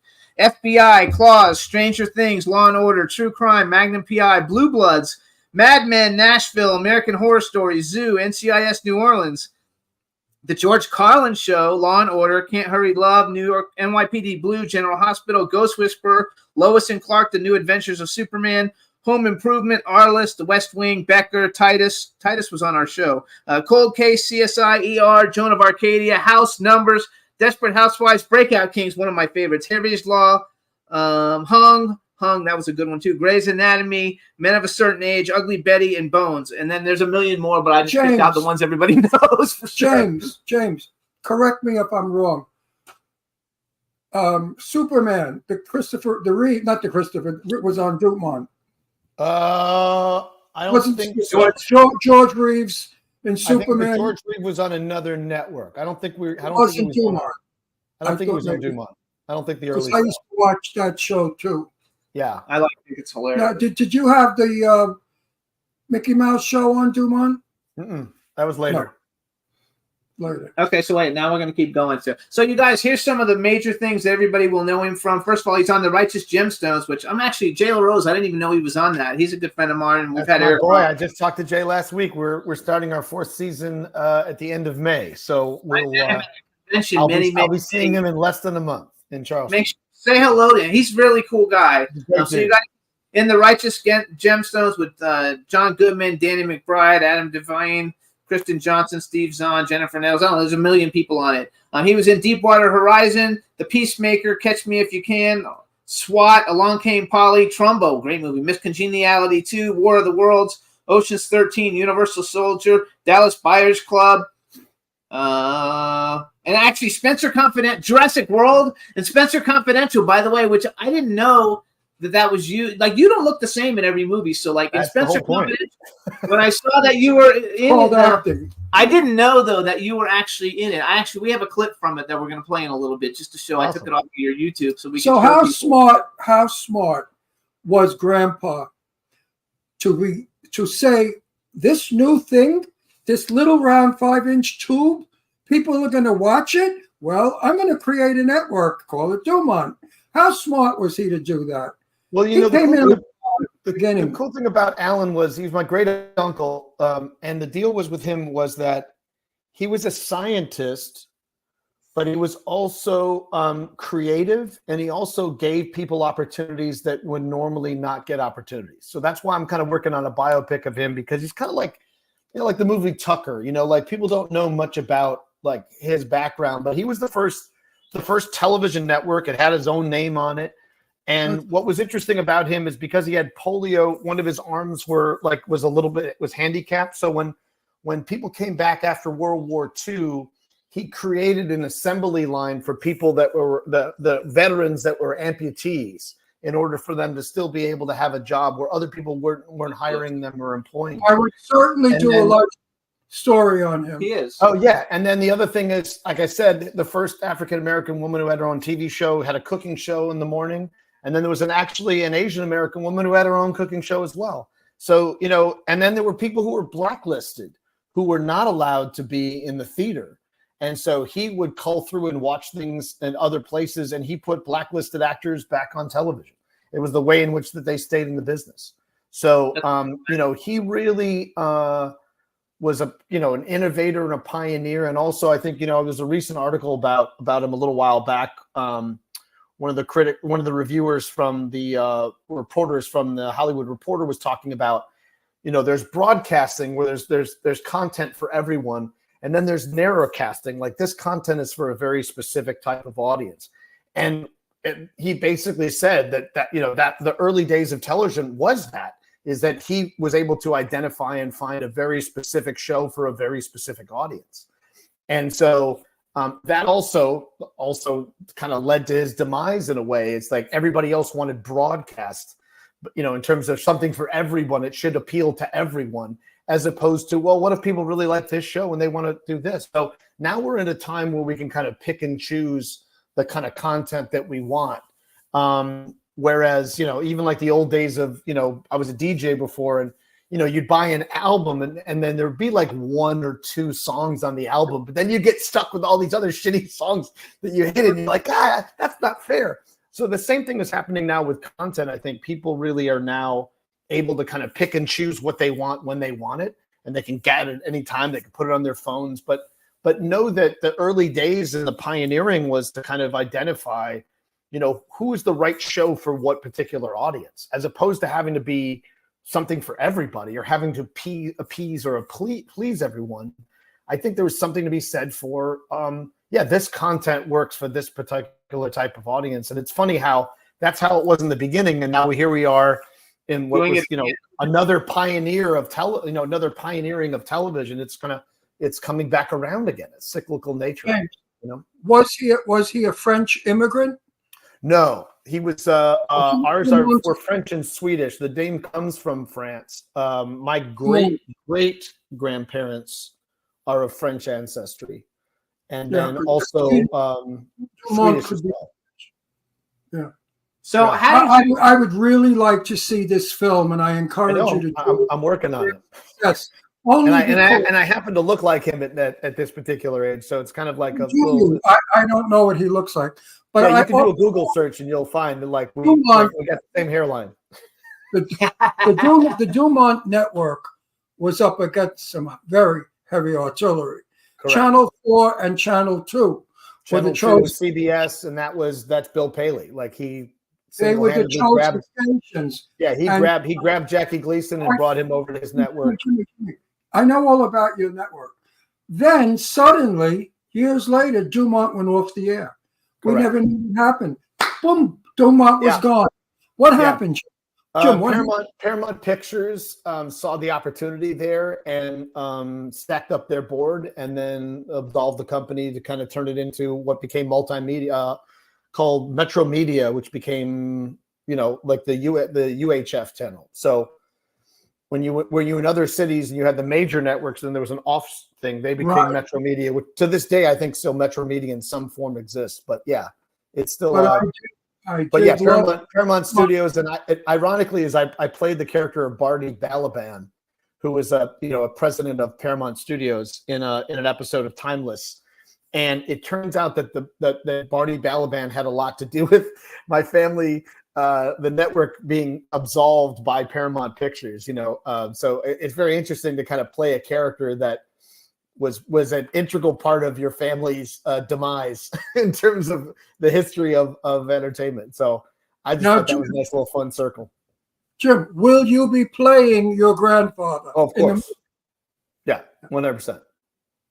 When do you think you're going into production? Are you anywhere near? I'm way far away. We're in the research stage. We're in the storyline stage. My uncle is a guy named Bruce Dumont out of Chicago, who is the head of the Museum of Broadcasting, and he's been kind of the keeping it all together and alive in the terms of the history of the family. So I'm constantly picking his brain and all these different kind of stories that I told you today. I'm working on those, so it'll take a while, but I'm working on it. I want to finish. When this movie is completed, Yes, please come back on our show, of course, and tell us about it and how we could go about seeing it. I really want to see this movie. I swear to God, I'm not lying. Because Dumont to me was a lifeline, if you can believe that, in the 1950s. I believe it. It was my lifeline. It took me out of my crappy world I lived in. That's right. And Dumont kids would run home from school to catch it in time because Dumont was my religion. All right, then I want to go move on to you a little bit. Jimmy's like, let's stop talking about his history and let's talk about James. No, I like it all. Actually, we like all of it. What? I want to talk about it. So first of all, are you a really big guy? No. Like in all the movies, you look really big, but like, is that just I'm like 5'9". I'm a little over your average male height. Not big at all, then. That's not big. No, just a regular guy. Because he plays these intimidating ass people in like a lot of movies. Like he's like huge. It's like Stephen. What's his name? Stephen Lang. We met Stephen Lang, and huge. I love him. He's like 5'4" or something. Yeah, but he's 5'4", but like Stephen Lang is tight, bro. Like he's ripped. He's ripped. He's in the gym all the time. Wait, Stephen Lang is little. His shoulders are narrow. His hands are like a girl's. But he'll crush your hand if he shakes you. If you shake. Oh yeah, I know he did. Don't let him fool you. He'll crush your head like a grape. I know. I danced a slow one with him. How do you like that? Nice. In the interview, Stephen said, "Come on, Ron, let's dance." And he gets me up, and we're dancing. And I felt like I was dancing with a little woman. And here on screen, my God, he's this muscle-bound killer. Right. So film is all illusion. We know. I love it. So right now I look 84, but in person I'm really 19. There it is. So how long? So what made you decide? Did the fact that your family had a TV station, did that impact you on the fact that you wanted to be an actor, or what decided to become an actor?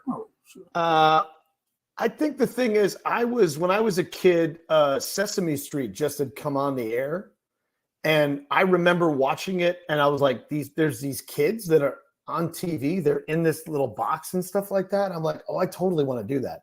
And also my mom was like, my mom was studied at the Art Institute of Chicago for interior design, and she was super kind of creative. And one of the things is there was this contest for the Gerber babies. They wanted you, if you submitted a photograph and you got picked to be the Gerber baby, you would be on the Gerber baby. So in 1966, I was selected as the Gerber baby of 1966. So I was on the little Gerber bottles. So that was like the first thing. And then when I was younger, I remember watching the early days of Sesame Street and going, like, I want to do that. Like, I want to do what these kids are doing. Like my life, like same thing, like you were saying, Ron, it's like, my life is terrible. My parents are going through this awful divorce. It's like, I don't want to deal with that. I just want to be with these kids and hang out on Sesame Street, and I want to be on TV. So it's like the early days of like seeing that. And my mom said when I came out, like when I was born, that I had this smile, and I've always had a quick smile almost in every project I've done. I've done like 170 movies and TV shows now. And it's like, if you look at all my characters, there's almost this signature little quick smile that pops up. My mom said I had this kind of like smile from the time I came out, like out of the womb, And so for me, I've always kind of kept that, just that kind of lighter childlike, wonderment and excitement about doing things as, no matter what happens. Jim, what was your grandfather like as a grandfather? not Mr. Dumont, but as your No, it grandfather. was his great uncle, I think. Didn't you say it was No, your My it's uncle? his great uncle. It was Yeah, his great uncle. uncle. Yeah, Oh, it was my grandfather's brother. There were three brothers. Oh, There were oh, three Dumont brothers, and so my grandfather was Don, but my great uncle was Bruce Dumont, who was a football player for Rutgers, and then the other one was Bruce, who was Alan Dumont, Alan B. Dumont, and he was with studied at Rensselaer, so he was the scientist. So there were three brothers that were part of that. They're all Brooklyn boys. They all grew up in Brooklyn. Brooklyn. So, yeah. Brooklyn in the house. Yes. Yeah. So yeah, those are three Brooklyn boys, and then my grandfather moved to Chicago, and I was born in Chicago. So my father was born in New London, Connecticut. So that's where So the Dumonts have always been East Coast for like a long time. Even my kids are older. One's in Vermont at school. The other one's working at Dartmouth in New Hampshire. So ironically, the Dumonts are all back on the East Coast, and I live in New Orleans now. So we're all kind of more East Coast centric than the West Coast. So you will put the Dumont legacy on film. Yes, That's I like the plan. I love That's it. the plan. I like that idea a lot. I do too. So I'm gonna because early television. My brother-in-law was a documentary movie producer, and my brother-in-law had a lens that came from a very early 1932 television. Imagine they had television in 32, and he called it Surratt. What did he call it? Some name. If you put it in front of a projection, it blew the screen up bigger than Cinerama, and he called it Supervision. Evan J. Anton's Supervision. And he couldn't get it off the ground. Nobody wanted it. And my father was in on it because my father he was sort of an inventor also. And they had this wonderful process. And I'm wondering now, whatever happened to Supervision? Mm-hmm. I know that there was a thing called the oscillating lens, which was this lens that kind of came from two different sources. And then when they were separated out, they could then be set up from there. Yeah. So I know that vision came from the oscillating lens was this thing you could push stuff through it, and then it could kind of project it out, which they used for early days of the movie theaters and other things in order to kind of my brother-in-law's lens was as big as Cinerama. The only problem was the edges got weird. They got all sort of fuzzy and blue, and they couldn't get rid of the edging. But it did open up the screen tremendously. So hang on, I want to keep going here. All right. Well, that was important. That was intelligent. So first of all, we're bragging. I know I want to brag. Yeah, but that was intelligent. Every now and then you got to be intelligent. I know. Now I want to brag because I want to. So first of all, you guys, some of the people that James has worked on the screen with: Mark Wahlberg, Kurt Russell, George Clooney, Nicole Kidman, Leonardo DiCaprio, Tom Hanks, Christopher Walken, Martin Sheen, Amy Adams, Samuel Jackson, Colin Farrell, Jeremy Renner, Michelle Rodriguez. There's so many of them. Philip Seymour Hoffman, Sandra Bullock, Tom Cruise, Dakota Fanning, Brad Pitt, Al Pacino, Elliot Gould, Matt Damon. Basically, you've been in every Matthew McConaughey, every of the biggest movies of the last 25 years. You're in like a lot of them. A lot of them are like Academy Award, at least nominated films. Do you have one film that like is one of the ones that you enjoyed like a lot? Yeah, I think the thing for us was Dallas Buyers Club. That was kind of one of those like sleeper things that we hoped that it would turn into what it is, but became so much more than we ever imagined. Because at a certain point, I was flown down to New Orleans. We were days away from shooting, and the weekend before we were about to shoot, we lost all our foreign financing. Oh, and wow. At that point in time, Matthew McConaughey had a doctor on hand 24/7 because he had lost so much weight. And there was also a doctor advising on Jared because the earlier scenes of them having AIDS were going to be the first thing they were going to shoot. And then he was going to start to add weight as they went along. But both men had gone through such tremendous amount of physical sacrifice, particularly Matthew, who was really in had lost a lot of weight in order to kind of make the movie as believable. So we had lost our foreign financing, and a pioneer in the film industry, a guy named Cassian Elwes, who was like the king of independent film and was an agent back at William Morris, was our producer.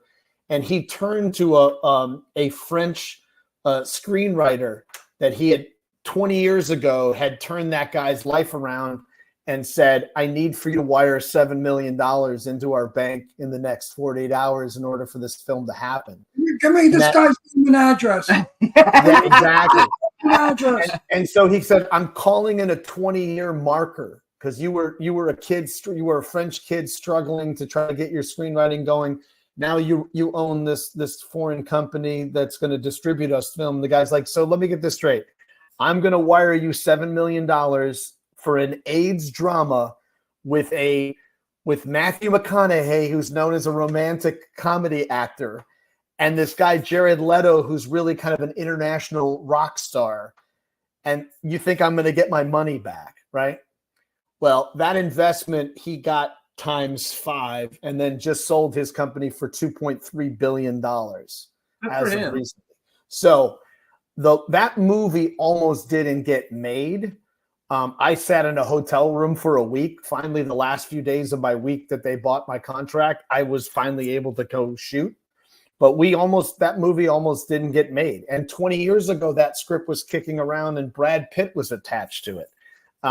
So for that project to go from losing all its financing to walking away, and Matthew McConaughey and Jared Leto single-handedly won every single award for actor and supporting actor that year. Golden Globe, Oscar, the Hollywood Foreign Press. I mean, they run everything they possibly could get. New York Times, Film Critics Association. So for us to kind of have that, and then for me, I think that was like my 50th movie at that point. I'd been kind of just an everyman kind of character guy, just working off and just going from project to project to project. But no one really kind of recognized it. And I was kind of hoping that I thought I'd have a little breakout thing in SWAT because I'm working opposite Colin Farrell in like a dozen scenes and working with Sam Jackson. But that movie that was like a box office thing, but not critical success, not an industry film. But when Dallas Buyers Club came out, like everybody in the industry saw Dallas Buyers. Yes. Let me in. That was because the subject matter was AIDS.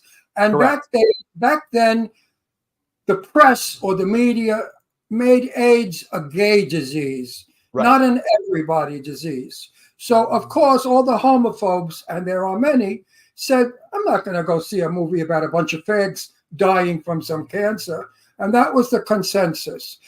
President Reagan would not discuss AIDS. No one would discuss AIDS. When was this? Excuse me, I'm speaking intelligently for a change instead of stupid. Nobody would use the word AIDS. Here these people come along with a movie that's going to only be about homosexuals and AIDS.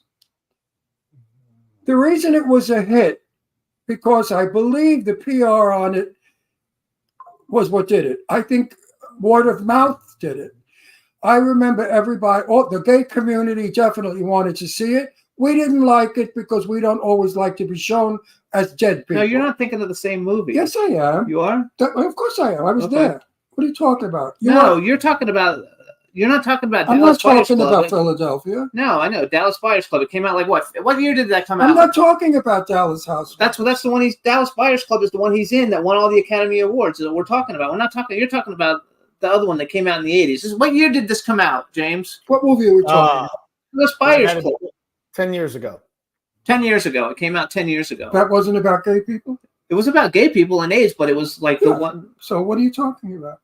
But you weren't there. You're talking about the one that happened. This is a modern day story. I was alive. Oh, yes, you were alive. There. Okay. I was alive. I was there. I was in the moment when that movie came out.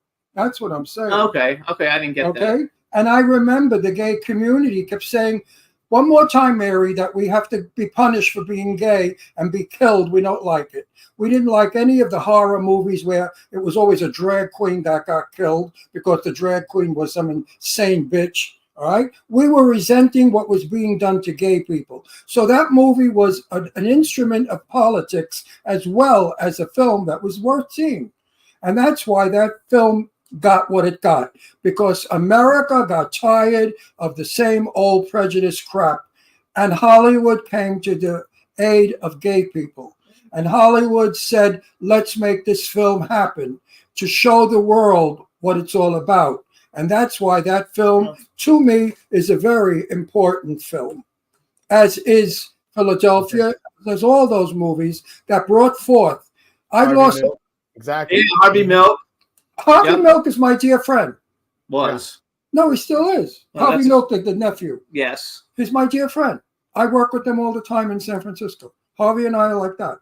And Harvey will tell. Your point is well taken, but I think one of the things that was I think that one of the things that really resonated with people, in particular, what I think I just had that was an incredible experience where Jared and I, the scene between the father and the son, and he's begging for money because he's dying of AIDS, and Jared felt like that scene was the thing that got him the Oscar, that put him over the top. There's that one scene where he's in the mirror, but the father and son together is like this, super heartbreaking scene. And one of the things that's interesting about my experience with that was when the premiere came out and I was on the red carpet, I got halfway through the carpet and the rest of the press, mostly gay press, LGBTQ community press, did not want to speak to me at all.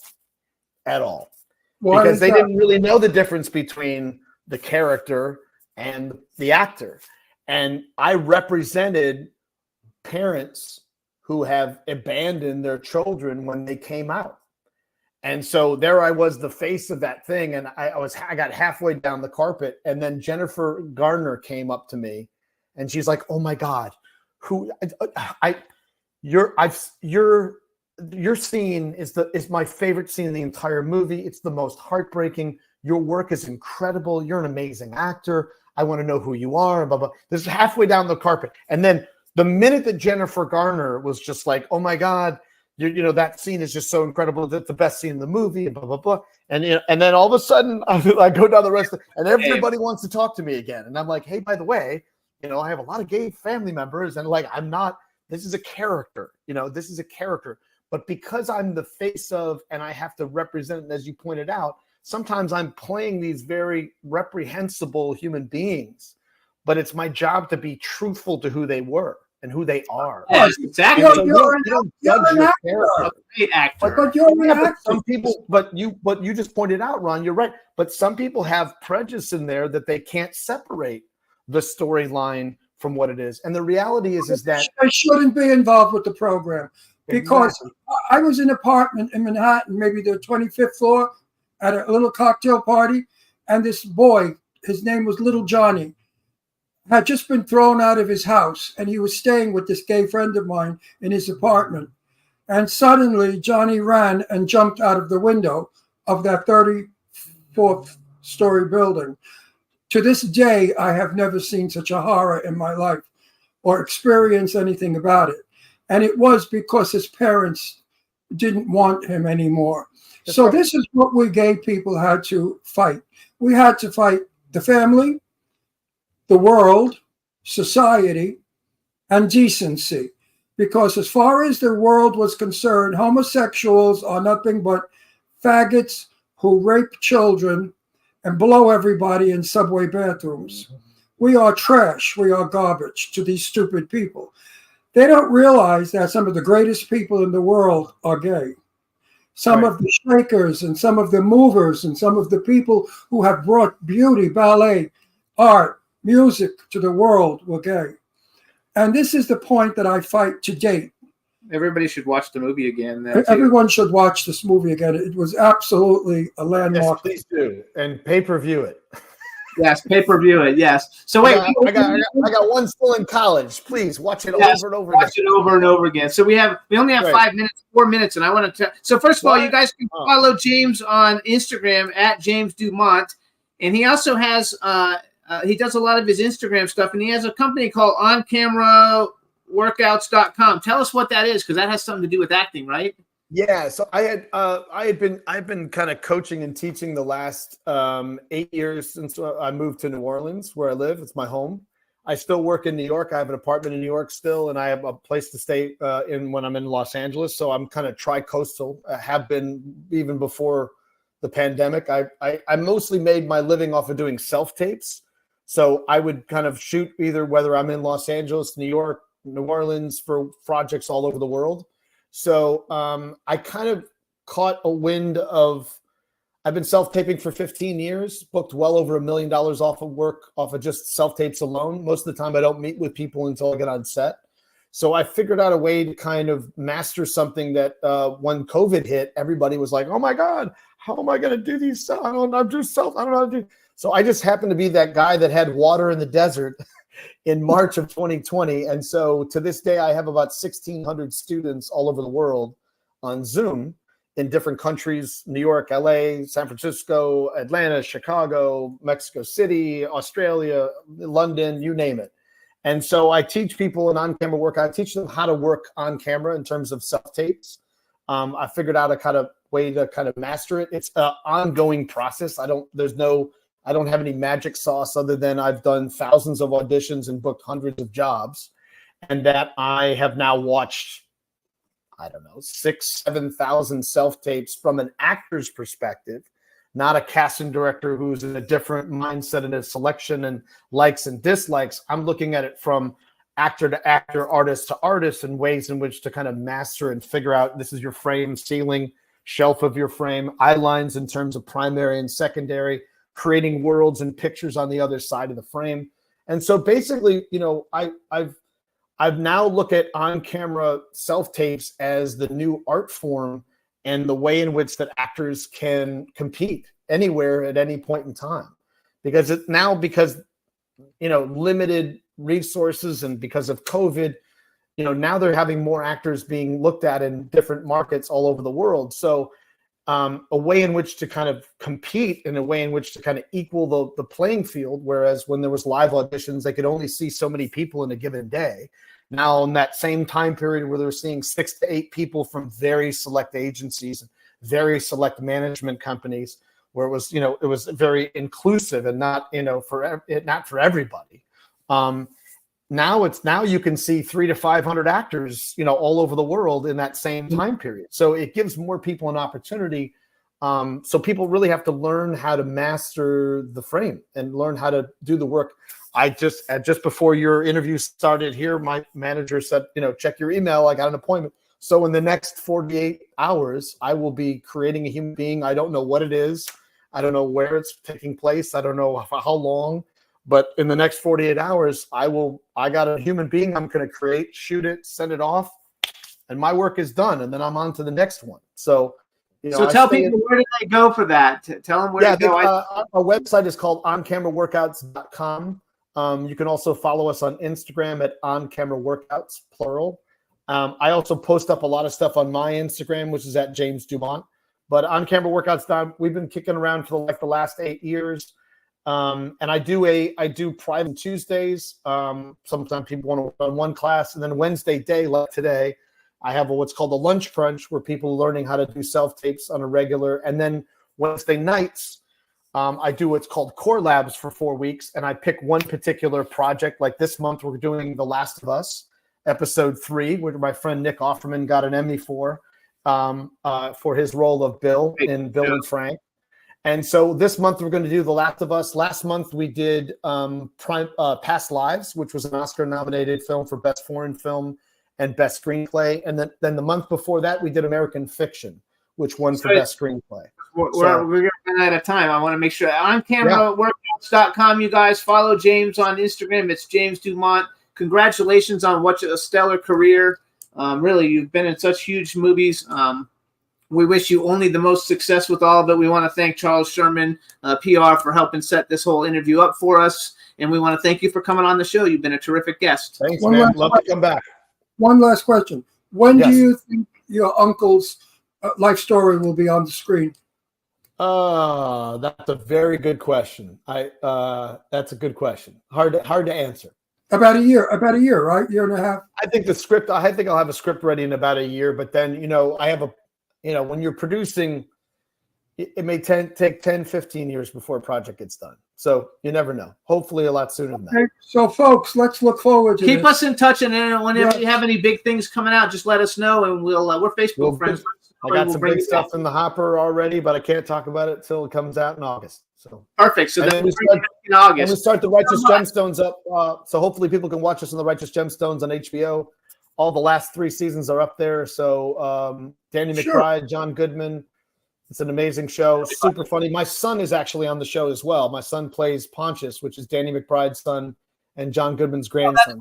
So both of us Dumonts are on one show. It's kind of fun. All right, James, thank you so much. Everybody, thanks. Appreciate it. See you guys next week. Bye, everybody. Thank There we go. you. Thanks again. Bye-bye. Thanks Bye. again, Jim. Thank You got it. Can turn out to be so wrong.